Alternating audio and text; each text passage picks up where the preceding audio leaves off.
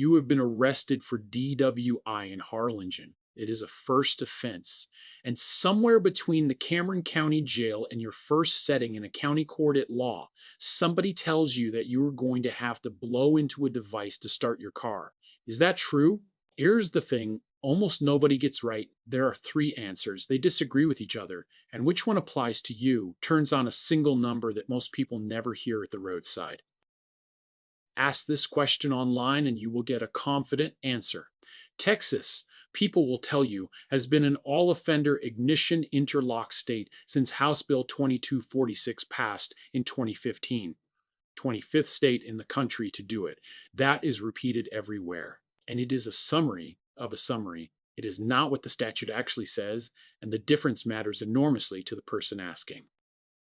Here are the three. 1. As a condition of probation under Article 42, a .408 subsection B of the Code of Criminal Procedure, for a plain first offense, the court may require an interlock. May. That is discretionary. 2. Under subsection C, if your alcohol concentration was 0.15 or more, or you have a prior conviction, or the offense carries an enhancement, the court shall require it. And subsection E adds anyone under 21. That is mandatory. And 3, under Transportation Code Section 521.246, if you want to keep driving during your suspension, the interlock is the price of admission. That one is effectively mandatory for anyone with a job.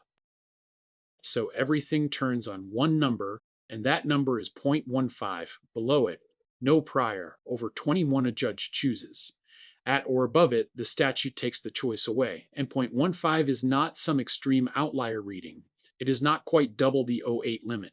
Texas already treats a first offense at 0.15 or above as a Class A misdemeanor rather than a Class B, which is a distinction the source document I was given does mention.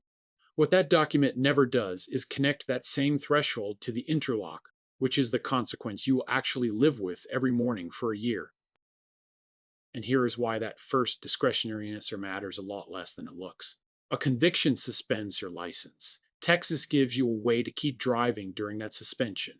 It is called an occupational driver's license. And under Transportation Code 521.246, the judge shall restrict an occupational license holder to a vehicle fitted with an ignition interlock where the suspension followed a DWI conviction. Proof that the device is already installed is a precondition of getting the license at all. So the criminal court may well let a first offender off the device. The license system will not if that person wants to drive. And losing a license is not the same injury everywhere. Harlingen sits in the Rio Grande Valley, a metro built entirely around driving. The work is spread between Harlingen, Brownsville, San Benito, and McAllen. There is no rail spine, there's very little late-night bus service connecting any of it.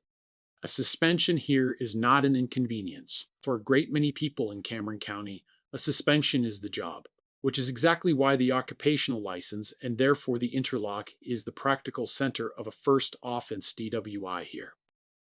Now, here's the part that almost never gets reported, and it cuts the other way. The trade is not one-sided. A conventional occupational license is a cramped thing.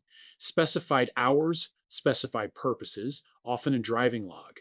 But where the interlock is fitted, the ordinary restrictions on time, purpose, and location are prohibited. The device becomes the only restriction. So for somebody whose job requires driving at unpredictable hours, and in the valley that is an enormous number of people, the interlock is materially the better outcome. It is a reason to choose the device, not merely submit to it.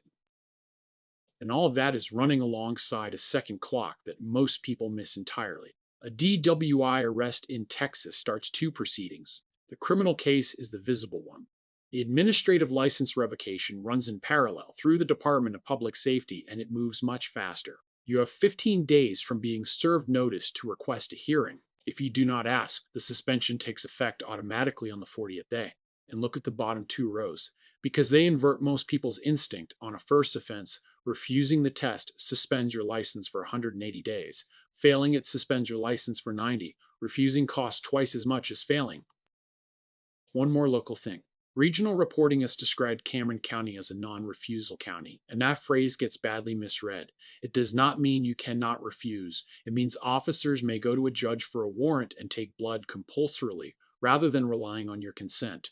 So in practice, a refusal is likely to produce a blood result anyway, while still carrying that 180-day administrative penalty that a failure would not. I am telling you what the rules are. I am not telling you what the rules are. I am not telling you what to do at the roadside, because that decision depends on facts nobody on a video can see. This file was commissioned from a research document on DWI law in Harlingen and Cameron County. It is a competent survey, the framework, the penalty ladder, the enforcement picture, the deadlines. Its numbers check out, and it never mentions ignition interlocks, not once, not in the penalties section, not in the testing and suspension section, and not in the section literally headed practical consequences. Its penalty table tells a first offender they face a fine up to $2,000, 3 to 180 days in jail, and license loss up to a year, all accurate. And none of it answers the question that person is actually asking at 2 in the morning, which is, can I drive to work?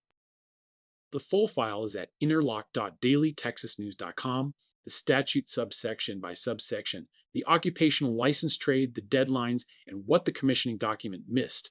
Every statute is cited to its section number so you can go and read the text yourself rather than take my word for it. And to be very clear, this is journalism, not legal advice. Outcomes turn on your charge level, your record, county practice, and the discretion of one individual judge, none of which a video can see. Get a lawyer who can look at your paperwork.